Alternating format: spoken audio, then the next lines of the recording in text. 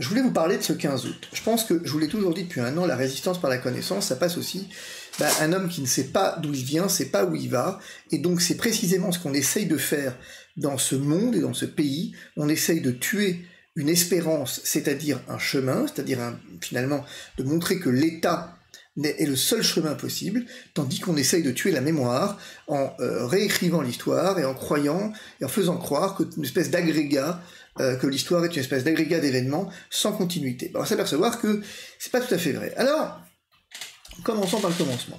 Le mois de novembre 1950, il va se passer deux choses à Rome. Un certain nombre de pays s'unissent pour signer la Convention européenne des droits de l'homme, qui va venir être un standard de protection des droits humains dans un espace qui est celui défini donc par les signataires du traité.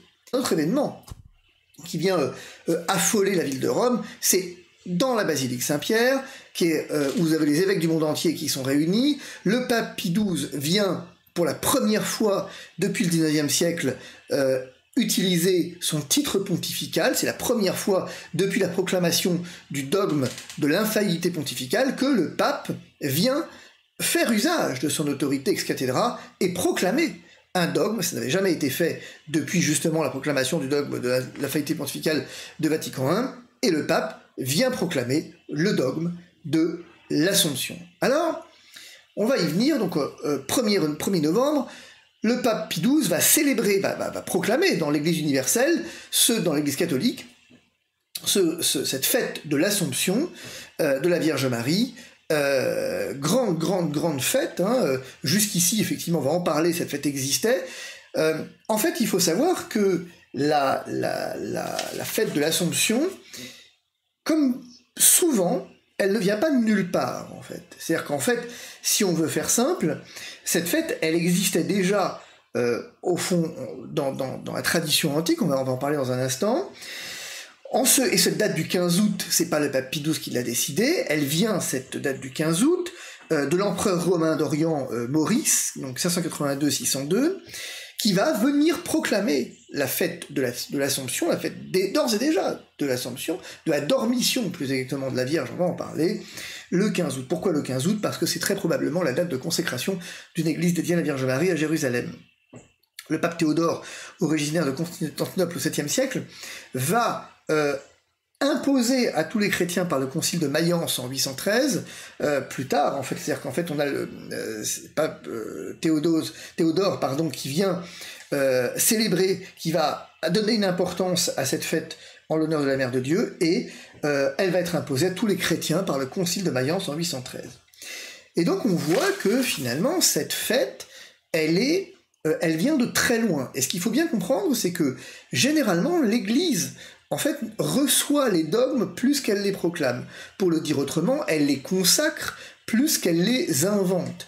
Elle les reçoit de la tradition des pères, elle les reçoit de coutumes immémoriales, elle les reçoit de pratiques immémoriales, et elle va effectivement les proclamer à un moment du temps, lorsque le temps est favorable. Il faut savoir que il y a un élément substantiel, c'est qu'au XIXe siècle est proclamé un autre dogme qui est celui de l'Immaculée Conception dans l'Église catholique, Marie conçue sans péché, et il va se passer quelque chose d'assez surprenant, c'est qu'à la suite de la proclamation de ce dogme au XIXe, eh bien vous avez une espèce de réclamation du monde ecclésial, du monde entier, qui va de long en long venir être porté en quelque sorte aux différents papes et particulièrement à Pie XII pour que soit proclamé le dogme de l'Assomption. Donc c'est une requête qui est faite depuis la proclamation du dogme de l'Immaculée Conception, qui est faite à Pie XII. Et c'est intéressant encore une fois de constater qu'on parle de démocratie, mais ça n'est pas plus que ça finalement. C'est une demande, pourrait-on dire, du peuple de Dieu, à laquelle le pape va satisfaire, ici préciser qu'il va faire un sondage, comme on dit maintenant, juste avant la proclamation, voyant combien d'évêques seraient d'accord. 90% des évêques sont d'accord.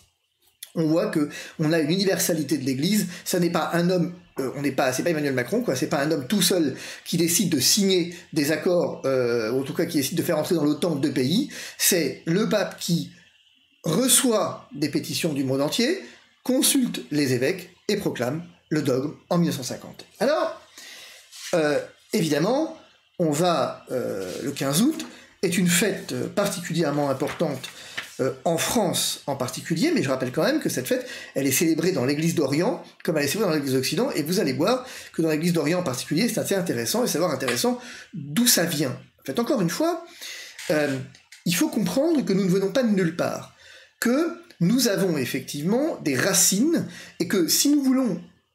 Les racines, c'est un truc important, parce que les racines, c'est ce qui va finalement faire que votre arbre, votre plante, va s'élever, et va s'élever durablement. Si les racines sont pas bonnes, c'est comme les fondations, si vos fondations sont pas bonnes, bah c'est un problème. Si vous voulez, si vos fondations ne sont pas clairement et bien percées, vous allez avoir des problèmes assez monstrueux après, au moment de bâtir la maison. Bah c'est pareil. Nous sommes un monde qui passe, et nous sommes un monde sans fondation. Or, nous ne venons pas de nulle part. Nous avons cru, avec la Révolution française, pouvoir faire table rase de l'héritage qui était le nôtre et des siècles d'histoire, des siècles de construction de la France et avec elle de l'Europe, ce qui est évidemment pas possible. Et on va le voir dans un instant. En effet, il faut savoir que l'Église célèbre l'Assomption ce 15 août comme fête nationale.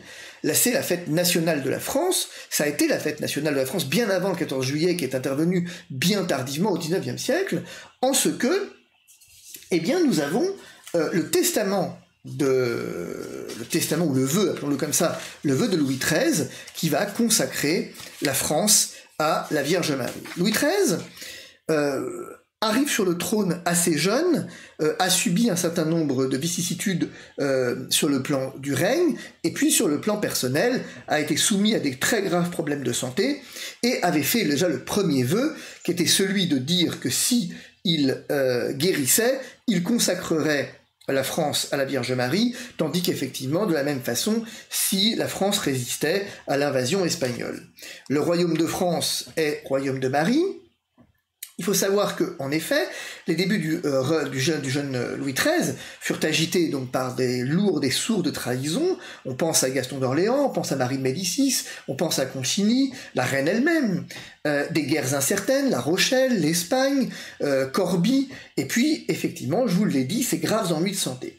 À chaque fois, le roi va obtenir une issue heureuse parce qu'il va s'en remettre, dira-t-il, avec confiance à la Vierge Marie, à la Mère de Dieu, et finalement, en 1636, la Sainte Vierge va inspirer à la mère Anne-Marie de Jésus le Crucifié, qui est une religieuse stigmatisée, que le cardinal Richelieu tenait en estime, l'idée que la France lui soit consacrée. Encore une fois, vous voyez que c'est pas quelque chose qui émane d'abord de Louis XIII, mais qui émane d'abord d'une religieuse que le cardinal Richelieu tenait en estime. Alors, avant de faire une proclamation publique, le roi Louis XIII va faire cet acte dans le secret de son cœur avec la reine Anne d'Autriche, va multiplier les prières et lui-même les pèlerinages, notamment pour obtenir un héritier qui est attendu depuis 22 ans. Vous savez qu'il y va du règne, il a de la survie du royaume de France, et donc il faut un miracle, parce que non seulement c'est une joie pour ses parents, mais bien sûr, il y va de la continuité du royaume et de l'histoire du royaume. Et quand on sait, on va y venir, que cet enfant de la promesse, c'était Louis Dieudonné, Louis XIV, et quand on sait ce que la France doit à Louis XIV, bon, eh ben, on se dit que finalement, on voit bien que le destin du royaume de France était étroitement lié à cet héritier qui ne venait pas et dont il fallait un miracle pour qu'il advienne ce qui effectivement fut exactement fait. En effet, la mère de Dieu, donc dit la tradition,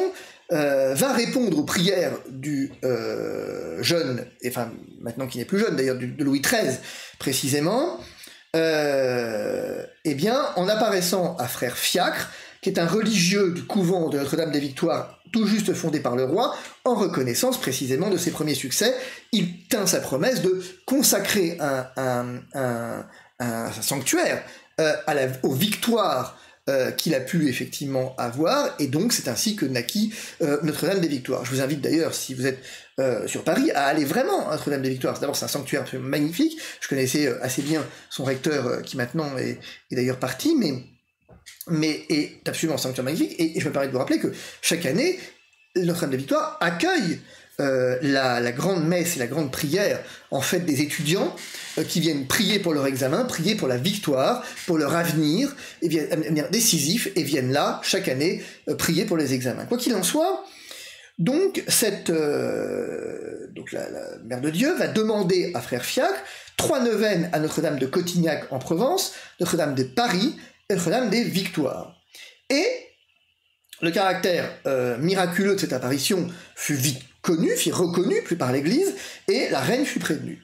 Le frère Fiacre va achever les 3 neuvaines le 5 décembre 1637, 9 mois jour pour jour avant la naissance de Louis Dieudonné, donc qui est son nom de baptême, Louis Dieudonné, qui sera Louis XIV, Louis XIV évidemment. Avant cela, dès que la reine fut au courant, dès qu'elle fut informée de sa grossesse, certaine de sa grossesse, et sans attendre la naissance pour voir si l'enfant sera un garçon ou une fille, Louis XIII va publier le 10 février 1638 l'édit officiel, qui va consacrer donc solennellement la France à Marie. Le roi va faire en sorte que cet édit soit enregistré par le Parlement comme loi fondamentale du royaume et acte de l'autorité souveraine, disant bien que c'était bien lui qui l'avait fait, et va consacrer donc le royaume de France à Marie. Je vous ai retrouvé, pour la petite histoire, juste, faut que je vous le retrouve, il est par là, ce qu'on a appelé donc le testament, le vœu de Louis XIII, cette consécration à Marie.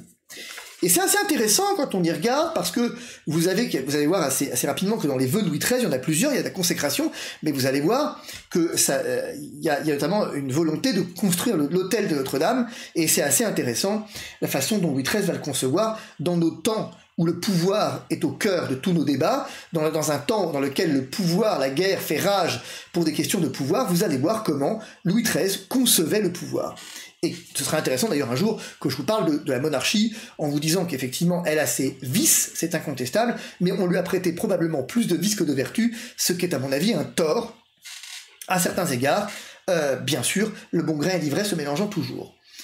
Dans ce testament de Louis XIII, déjà on commence par « À tous ceux à qui ces présentes lettres verront salut ». Très bien. Lorsque nous sommes entrés au gouvernement de cette couronne, la faiblesse de notre âge donna sujet à quelques mauvais esprits d'en troubler la tranquillité. Mais cette main divine soutint avec tant de force la justice de notre cause que l'on vit en même temps la naissance et la fin de ces pernicieux desseins. En divers autres temps, l'artifice des hommes et la malice du diable ayant suscité et fomenté des divisions non moins dangereuses pour notre couronne que préjudiciables au repos de notre maison, il lui a plu d'en détourner le mal avec autant de douceur que de justice. Première observation que je voudrais faire, c'est qu'on a un roi souverain, on a un roi de souveraineté absolue, Louis XIII règne en maître sur la France, et on sait quelle est la puissance de la France en Europe.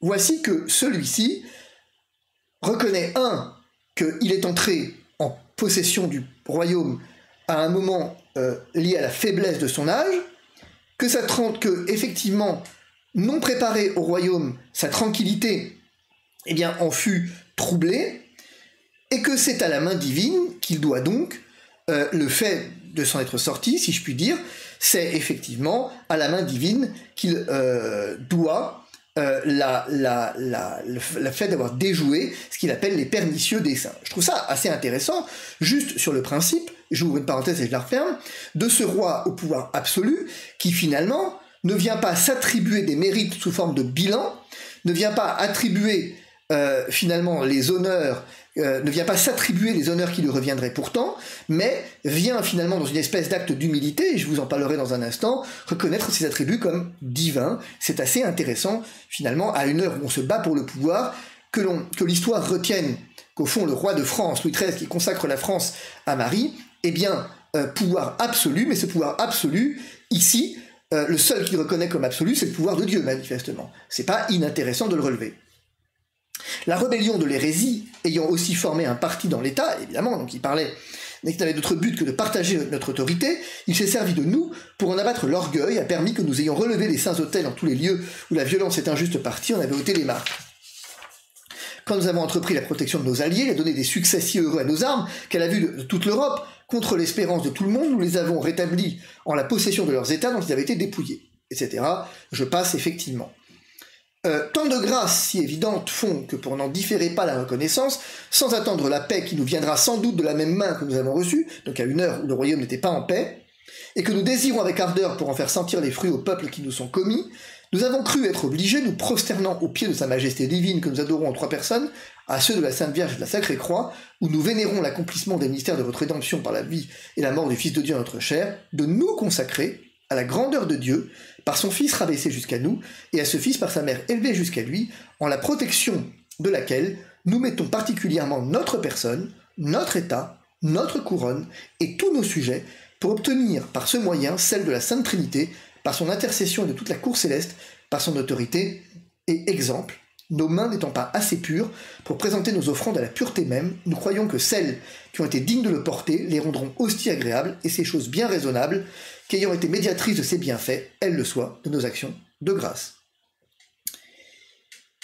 Comprenez que ici, Louis XIII, il y a une espèce de, la monarchie absolue étant à ce prix, il y a une consécration de sa personne, du royaume et des sujets au Christ, avant d'être une consécration à la Vierge Marie, mais n'étant pas digne de consacrer au Christ sa personne, ses sujets et son royaume, il passe par les mains pures, dit-il, de la Vierge Marie. Il y a donc une double consécration, il y a une consécration à Marie pour qu'il y ait une consécration au Christ.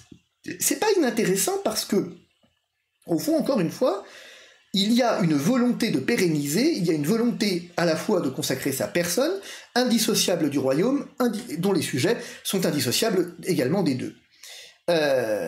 Voilà, et donc il le dit, à ces causes, nous avons déclarons que prenant la très sainte et très glorieuse Vierge pour protectrice spéciale de notre royaume, nous lui consacrons particulièrement notre personne, notre état, notre couronne et nos sujets, la suppliant de nous vouloir inspirer une sainte conduite et de défendre avec tant de soin ce royaume contre l'effort de tous ses ennemis, etc. etc. Premier vœu, consécration. Deuxième vœu, et c'est très important, c'est afin que la postérité ne puisse manquer à suivre nos volontés à ce sujet, pour monument et marque immortelle de la consécration présente que nous faisons, nous ferons construire le grand hôtel cathédral de Paris, avec une image de la Vierge qui tienne dans ses bras celle de son précieux fils descendu de la croix, donc la Pietà.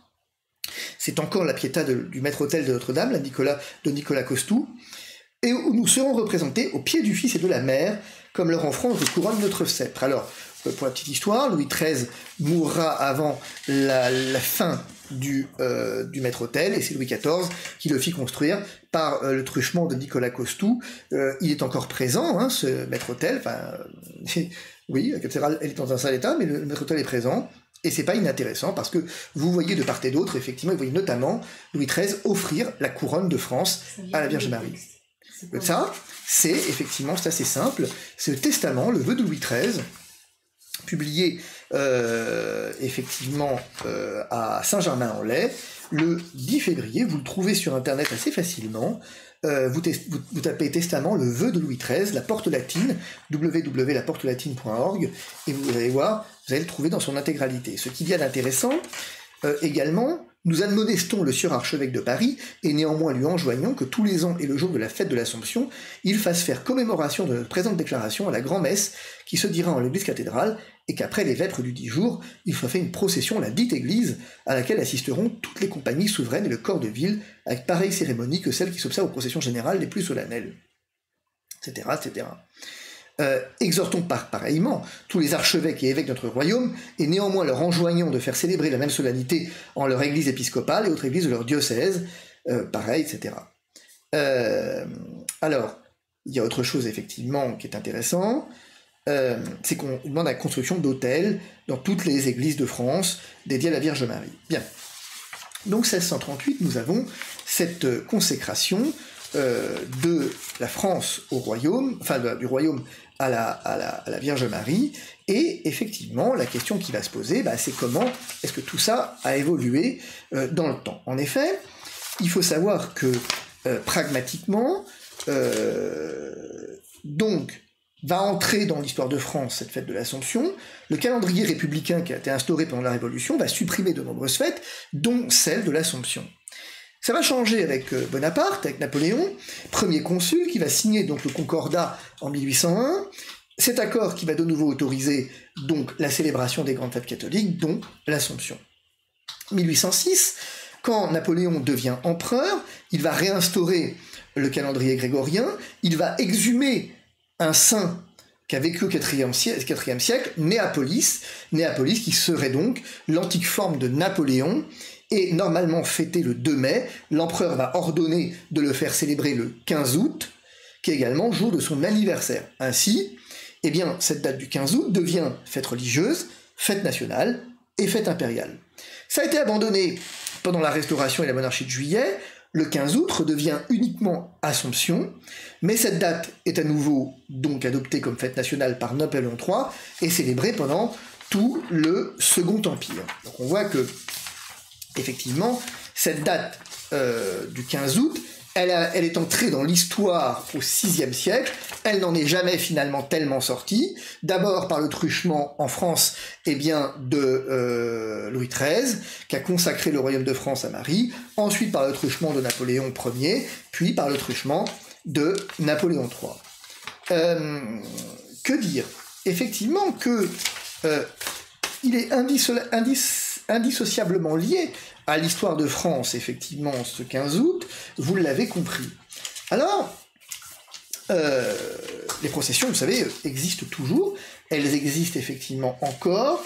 Vous avez, par exemple, effectivement, en France, depuis le vote de Louis XIII, donc, les processions sont traditionnellement suivies et donnent lieu à des festivités importantes, des feux d'artifice, comme à Biarritz ou à Chartres. Chartres, il y a un pèlerinage dans la ville tous les ans. À Paris, depuis quelques années, on a un bateau sur la Seine où on sort la statue d'argent de la Vierge qui a été consacrée à Notre-Dame.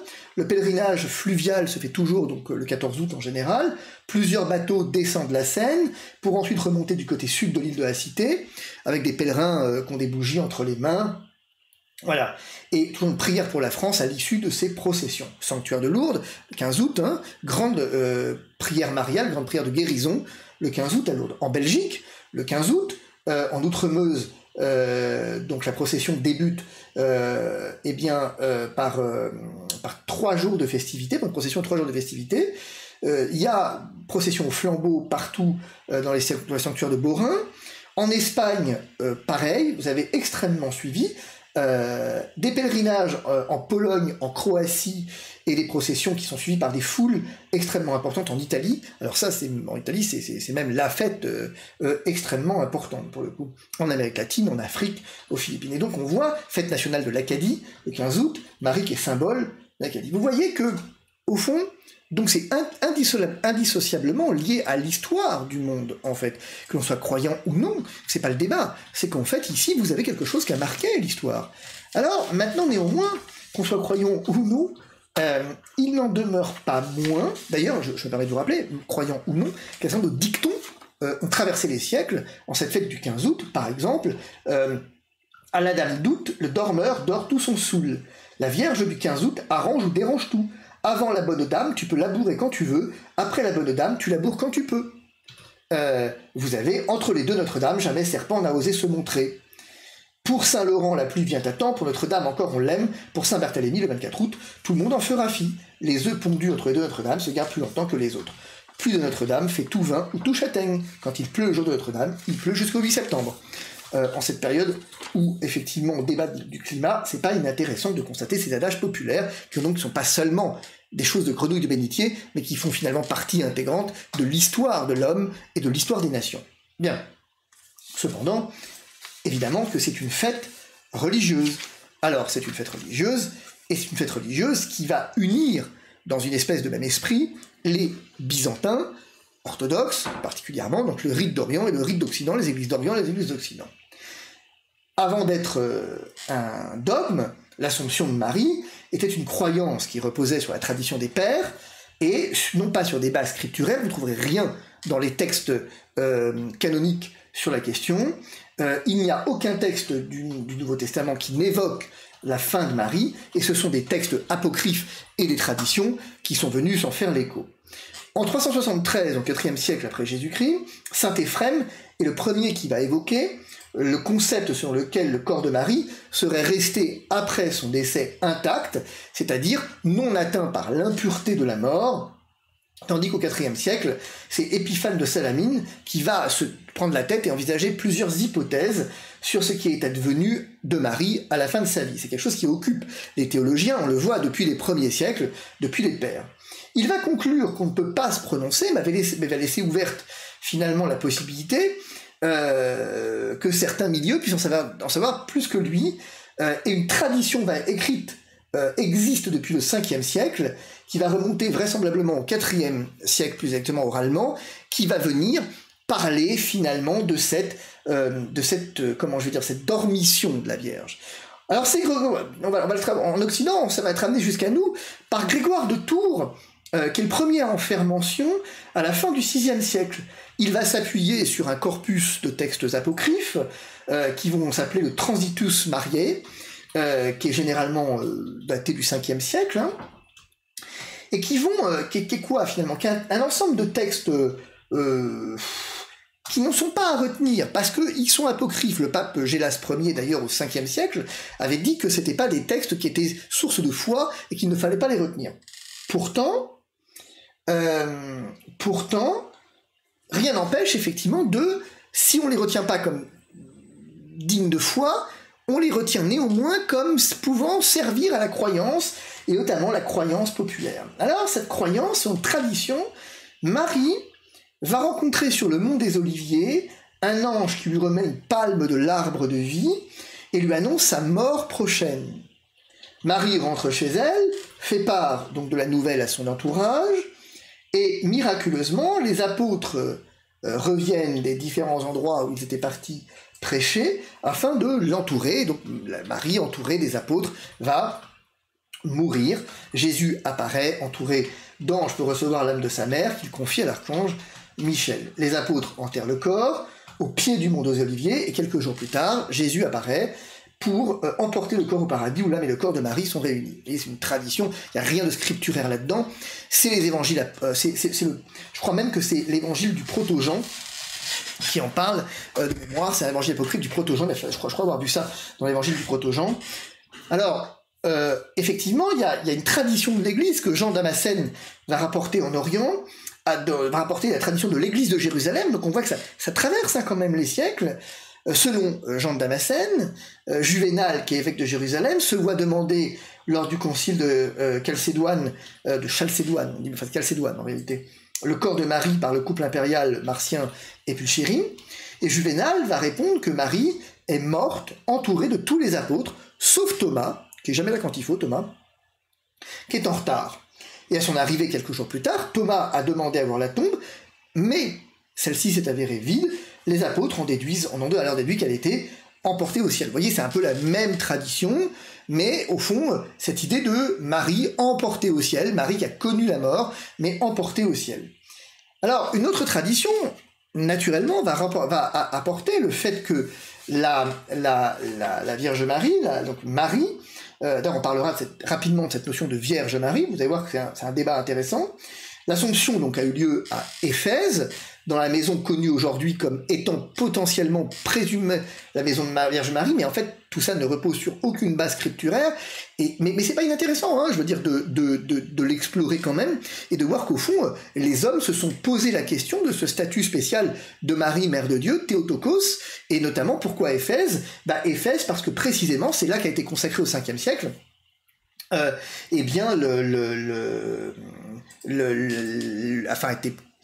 le dogme en fait de Théotokos a été consacré effectivement Marie Mère de Dieu, en ce que pour lutter contre le nestorianisme qui niait la nature divine, en fait pleinement divine et pleinement humaine. Nestorius niait la nature pleinement humaine et pleinement divine du Christ, cette double nature du Christ, et il avait cette phrase une créature n'a pu engendrer le Créateur.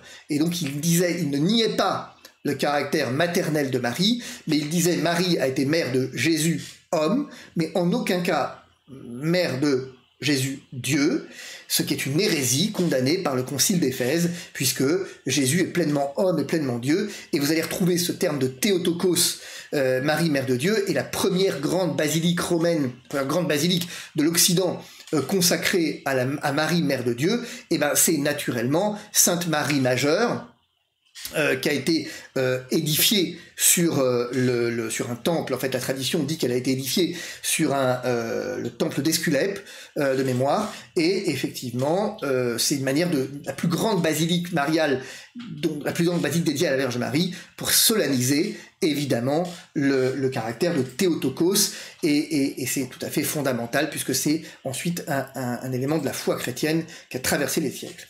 Et donc c'est naturel que, au fond, il y a une tradition qui rapporte que l'Assomption ait lieu à Éphèse, dans la maison connue aujourd'hui de la Vierge Marie, accompagnée de l'apôtre Jean, à qui le Christ sur la croix avait confié: Marie, voici ton fils, mère, fils, voici ta mère.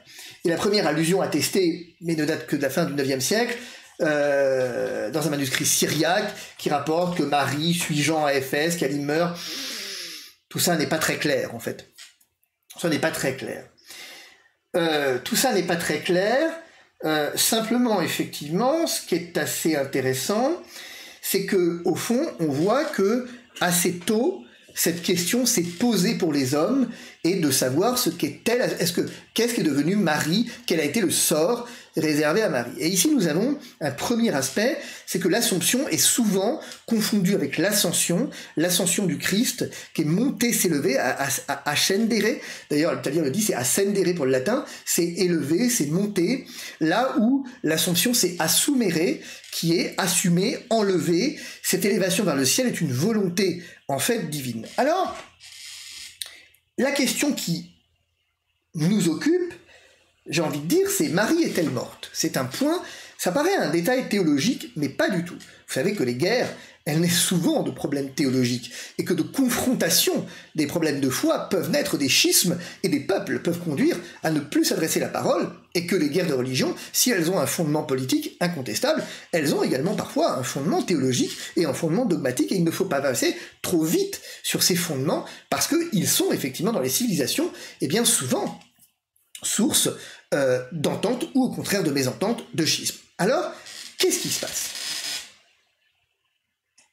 Lorsque Pie XII, dans la constitution apostolique donc 1950, va proclamer ce dogme de l'Assomption, il va employer une expression qui est la suivante.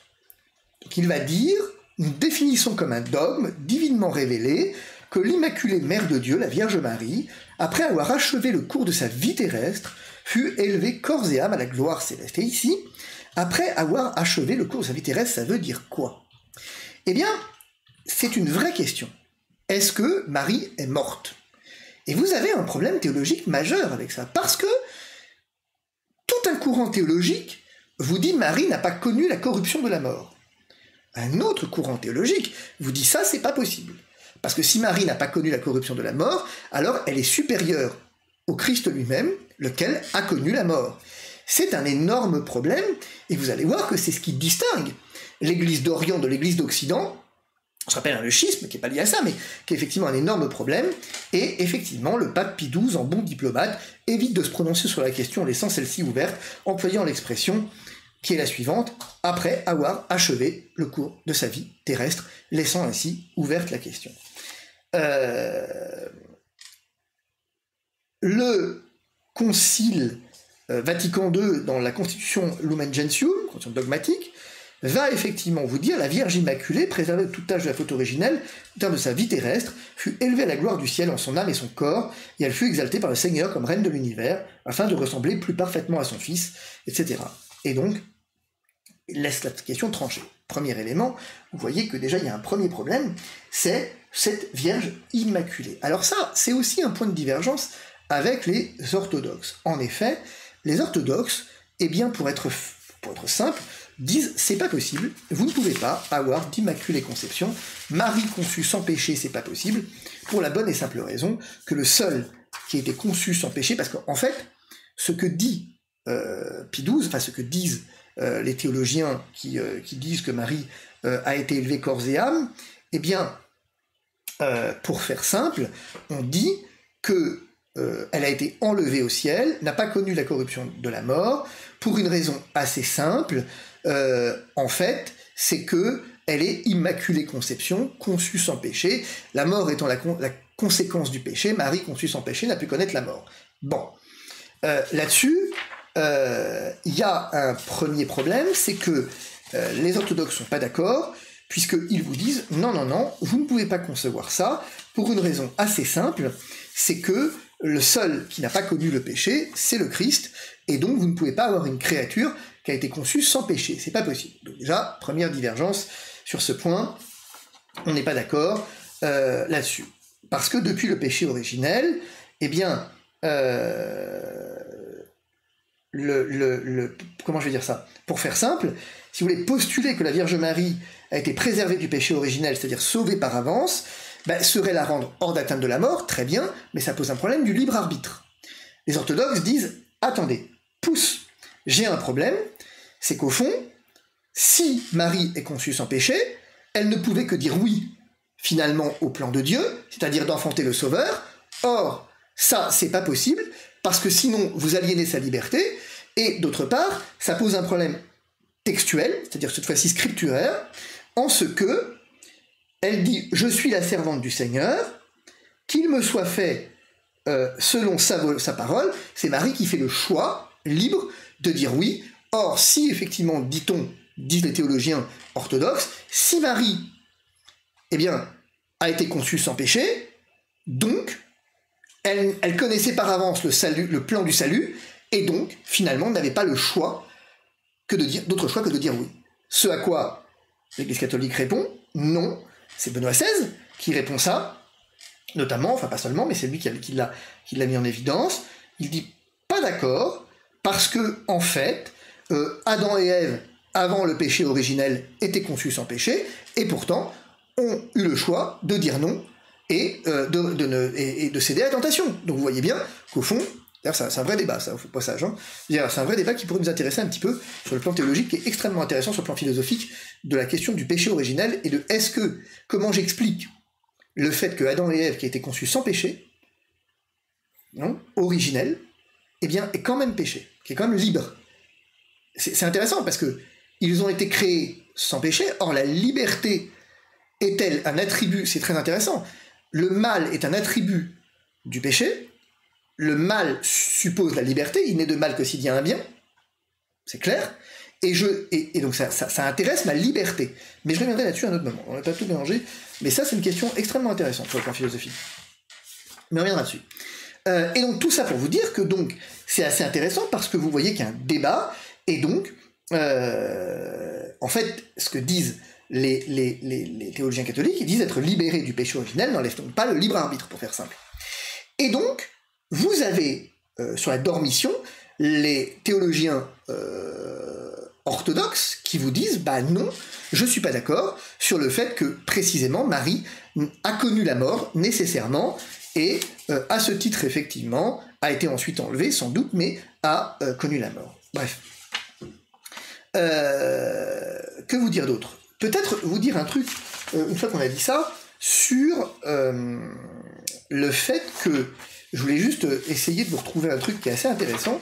Il faut que vous compreniez que la fête de la dormition, ce qu'on appelle la dormition donc dans l'Église orientale, est particulièrement importante dans la mesure où elle est précédée dans la tradition orientale d'un jeûne strict de 14 jours. Cette fête du 15 août, nous, c'est un truc qui m'a toujours perturbé. On vient célébrer l'Assomption, mais paf, comme si de rien n'était. On n'a pas du tout d'avant, on n'a pas du tout de préparation à cette grande célébration, dont on essaye pourtant d'en mesurer l'importance. Les orthodoxes sont assez logiques, puisqu'ils vous disent que le jeûne de la dormition est, après le grand carême, le plus strict des 4 jeûnes, donc c'est-à-dire effectivement le jeûne de la nativité, le jeûne des apôtres par exemple, il y a le jeûne des apôtres, le jeûne de la nativité, le grand carême, et donc le jeûne de l'Assomption, enfin le jeûne de la dormition. 2 semaines de jeûne, du 1er août au 14 août, et donc c'est extrêmement strict, hein, c'est un jeûne extrêmement strict. Et tant et si bien que les offices de semaine dans la période de jeûne sont semblables à ceux du grand carême, et en Russie, de nombreux monastères notamment célèbrent le service du carême au moins le premier jour du jeûne de la dormition. C'est vraiment... on a la procession de la croix le premier jour de jeûne, le 1er août, et la veille de la fête, on a des vêpres interminables pour bien célébrer ce qui advient. Vous avez des iconographies absolument merveilleuses, pour le coup. Vous avez des célébrations, je pense effectivement au Kontakion par exemple, le tombeau et la mort furent impuissants à saisir la mère de Dieu qui jamais ne se lasse d'intercéder pour nous. Elle est notre espérance, notre protection, car elle est mère de la vie. Elle a été transférée à la vie par celui qui a demeuré dans son sein virginal. L'Église orthodoxe qui chante « Apôtres rassemblés ici des confins de la terre, au village de Gethsémani, ensevelissez mon corps, et toi mon fils et mon Dieu reçois mon esprit ». C'est juste, pardon, mais c'est juste merveilleux. C'est merveilleux de beauté, en fait. Et donc, vous voyez que, au fond, depuis au moins le IVe siècle, nous avons effectivement cette célébration dans l'Église d'Orient, puis dans l'Église d'Occident, de l'Assomption, donc de Marie qui, au-delà de nos divergences, finalement, de culte, eh bien, nous nous accordons sur cette place privilégiée à la Mère de Dieu, qui tient dans la tradition des hommes une place tout à fait substantielle et qui interroge, finalement, les esprits, qui les élèvent à cette question fondamentale du sort de Marie qui a enfanté le Sauveur, et qu'en est-il effectivement de sa mort. Et vous voyez que c'est un débat qui est théologique, mais finalement c'est un débat qui est aussi sociétal, c'est un débat qui est aussi social, c'est un débat qui est historique, en ce qui intéresse la tradition des hommes. Je sais bien que les hommes croient pouvoir toujours se débarrasser des traditions, et c'est la grande faute de Luther que d'avoir cru qu'il pourrait se débarrasser des traditions. J'observe d'ailleurs que Luther célèbre, que dans l'Église chrétienne, on célèbre Marie. Hein. Alors c'est un peu plus compliqué, mais on célèbre Marie. Donc tout ça pour dire qu'à un moment, il y a quelque chose d'extrêmement intéressant de venir constater qu'au fond, on vit un événement, ce 15 août, c'est pas juste une journée de repos, il s'inscrit dans la mémoire de l'homme, il s'inscrit dans la tradition des hommes, il s'inscrit dans une tradition orientale, dans une tradition occidentale, et à une heure où la Russie est notre ennemi juré, paraît-il, moi je trouve effectivement assez symboliquement beau de constater qu'au fond nous sommes unis par un patrimoine commun qui est ne serait-ce que la célébration de cette Assomption, même si pour eux c'est plutôt la dormition, voilà, que nous avons des divergences, mais qu'à la fin de la fin, ce qui nous unit est peut-être au fond beaucoup plus important que ce qui nous divise, mérites et limites de chacun entendus, et que à ce titre, la mémoire des hommes, eh bien, on pourrait, évidemment qu'on a du mal, mais la grande Russie, avec cette grande tradition chrétienne, l'Église d'Orient, et ses grandes célébrations, et avec elle, effectivement, cette fête cette grande fête qui a traversé, finalement, les mers pour arriver jusqu'à nous, eh bien, ma foi, on pourrait un jour imaginer de voir ce qui nous unit. Sauf que ce qui nous unit étant plus grand que nous, et que nous refusons de faire ce qu'a fait Louis XIII, je vous invite à aller voir la Pietà de Nicolas Costou sur Internet pour que vous voyez la symbolique absolument merveilleuse. Alors la Pietà n'est pas très belle, hein. Je veux dire, cette Pietà très douloureuse, en fait, même si c'est très beau, elle est beaucoup moins en retenue que la Pietà de Michel-Ange à Saint-Pierre, mais au fond, ou à Saint-Pierre de Rome, c'est assez beau parce que le visage de la Vierge paraît plus jeune que celui de son fils, et le sculpteur, Michel-Ange, dira que en fait, il y a une éternelle jeunesse chez Marie, qui effectivement n'a pas été saisie par la corruption de la vieillesse. Il y a une forme d'intemporalité. Cette magnifique sculpture en fait de Michel-Ange. Hein. Michel-Ange est vraiment pour le coup le sculpteur par excellence des Pietà. Et c'est d'ailleurs c'était assez intéressant, il y a plein de Pietà qu'il a faites, dont on pourrait parler, et à côté de ça, donc cette Pietà de Michel-Ange à Saint-Pierre est beaucoup plus en retenue, beaucoup plus presque, est un mystère beaucoup plus lumineux que celui de Nicolas Costou, qui est un mystère beaucoup plus douloureux, qui va beaucoup plus insister finalement sur le mystère douloureux de la mort, et beaucoup moins se projeter déjà dans cette lueur du troisième jour. Mais ce qui est assez magnifique chez Nicolas Costou, à Notre-Dame, c'est ce maître de Notre-Dame, cette croix qui vient effectivement être derrière, cette croix qui surplombe le maître-autel qui est juste absolument magnifique, et la proportion est assez intéressante, et surtout vous avez ce vœu de Louis XIII parfaitement accompli, avec Louis XIII à genoux qui remet la couronne de France, grand acte d'humilité, qui vient remettre l'homme face à son destin, et qui vient remettre face l'homme qui a du pouvoir face à son destin. Vous savez que par exemple, je veux dire, lorsque Jean-Paul II, je dis ça parce que c'est pas inintéressant sur la question du pouvoir, lorsque Jean-Paul II, la veille, donc le dernier épisode, entre guillemets, le dernier tour du conclave, ça y est, les choses étaient faites, on savait, il faut que je vous raconte d'ailleurs, là, un jour, tellement de choses à vous raconter que, faut que je vous raconte un jour l'élection de Jean-Paul II et comment l'homme face au pouvoir peut réagir, en fait.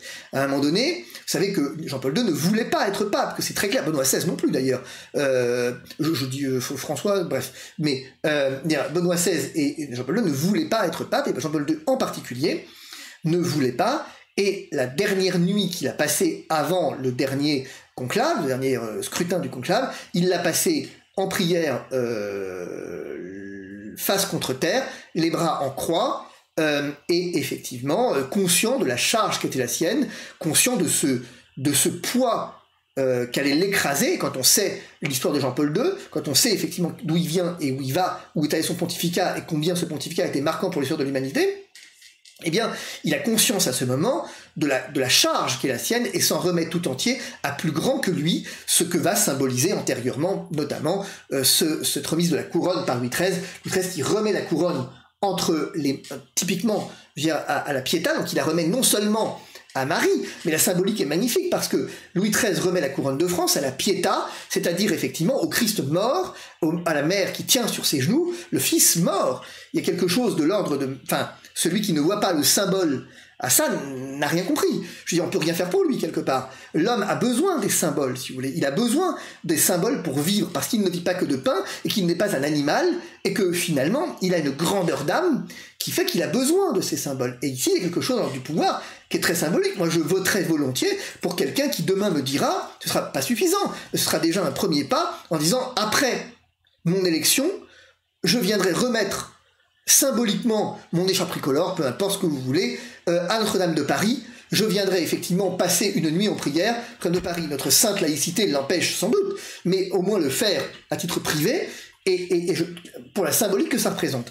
Et donc tout ça pour vous dire que vous voyez qu'aujourd'hui, à l'heure où le monde est en guerre, où nous nous apprêtons quand même à vivre des heures qui vont être terribles par la folie des hommes, et par ce sentiment, par cette volonté de toute puissance des hommes, il était bon, en cette fête du 15 août, de nous rappeler qu'au fond, l'homme ne vient pas de nulle part, d'abord, et que ensuite le pouvoir, il le reçoit, comme exactement Louis XIII l'aura dit et l'aura fait symboliquement, l'aura montré symboliquement à travers cette sculpture de Nicolas Costou, et enfin, que ce qui nous unit à la Russie est peut-être effectivement plus important que ce qui nous divise, et que la Russie communiste n'a pas réussi à chasser la grande Russie chrétienne, la grande Russie orthodoxe, la grande Russie consacrée finalement également, et je trouve que voilà, c'est pas inintéressant. Je crois que faudrait d'ailleurs un jour qu'on parle de Pacem in Terris de Jean XXIII, c'est très intéressant. Vous savez que la Russie quand même la mère patrie,